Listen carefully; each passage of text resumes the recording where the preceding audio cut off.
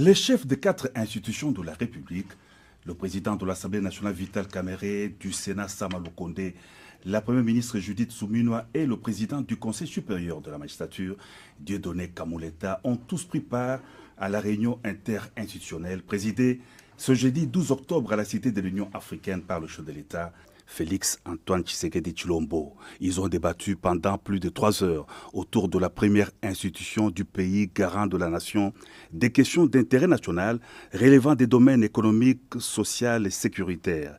Le président de la Chambre basse du Parlement a fait le point de cette grande réunion. Le président de la République a donné des orientations dans tous les domaines de la vie économique et sociale de la vie de la nation. S'agissant de l'économie, le président de la République a souligné sa détermination à voir notre économie décoller, avec notamment la baisse du taux directeur de la Banque centrale. Et ceci va entraîner aussi la baisse du taux au niveau des banques commerciales, de telle sorte que notre économie soit concurrentielle et que les populations, surtout les plus démunies, puissent avoir un accès facile au crédit. Nous avons souligné aussi la question qui est déjà prise en charge au niveau du gouvernement, et ça c'est le président qui l'a rappelé, de voir les prix des biens de première nécessité baisser sur le terrain. Et cela en préservant la stabilité du cadre macroéconomique. Le président de la République a souligné aussi la nécessité d'avoir un système financier cohérent avec les objectifs du développement. Et pour cela, il a veillé à ce que tout le monde puisse comprendre que les réformes fiscales qui vont être amorcées de façon rapide, puisqu'elles avaient déjà commencé, accélérées, nous puissions avoir une fiscalité qui soit attrayante et qui crée le climat des affaires.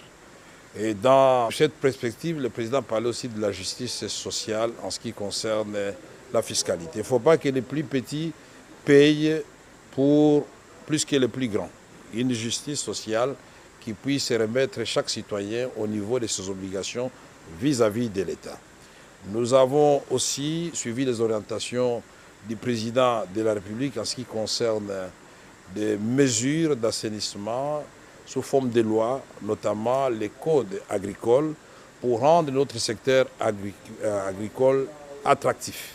Et ce code est déjà au Parlement, c'est-à-dire à l'Assemblée et au Sénat.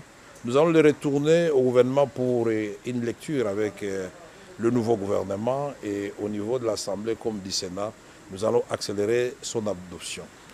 Le social des Congolais, ça a été l'essentiel du message du président aujourd'hui et de ses orientations, puisque non seulement nous avons parlé du secteur de l'éducation, où il faut renforcer la gratuité de l'enseignement au niveau de l'école primaire, mais commencer déjà à penser, même si on ne doit pas le faire tout de suite, à ce que cette gratuité soit aussi appliquée au niveau du secondaire. Ceci veut dire qu'il faut parachever totalement la gratuité au niveau de l'enseignement primaire de notre pays.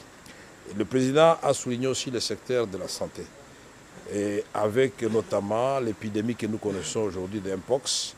Il faut non seulement la campagne de vaccination, de sensibilisation, et concernant les autres épidémies présentes et à venir, il a parlé de la prévention, qui est le bon système de santé.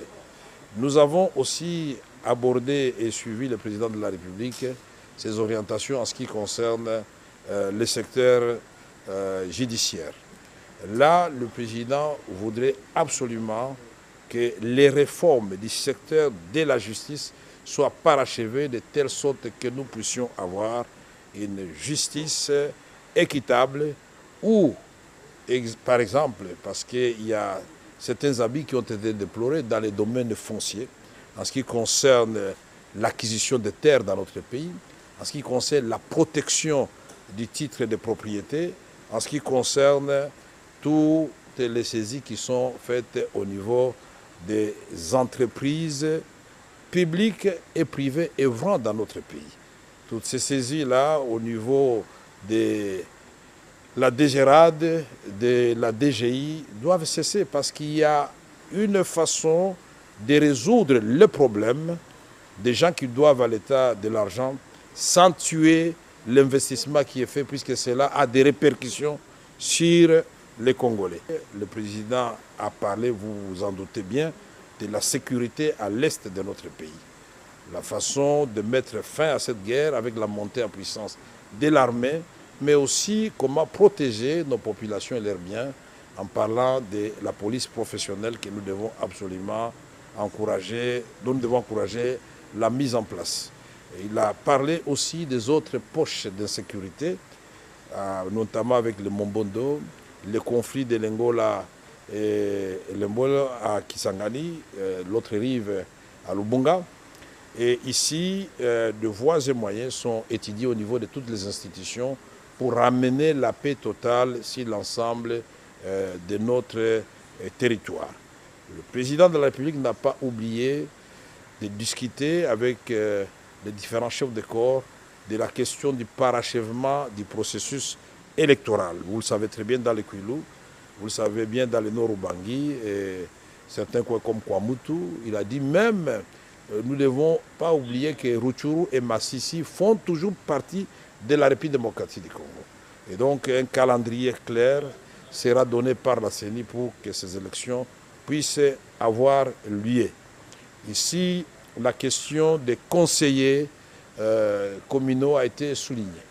Et les instructions claires et les orientations nous ont été données par le président de la République pour voir comment ces conseillers communaux vont coexister d'abord avec les bourgmestres qui sont là et ensuite avec les bourgmestres qui eux-mêmes vont élire.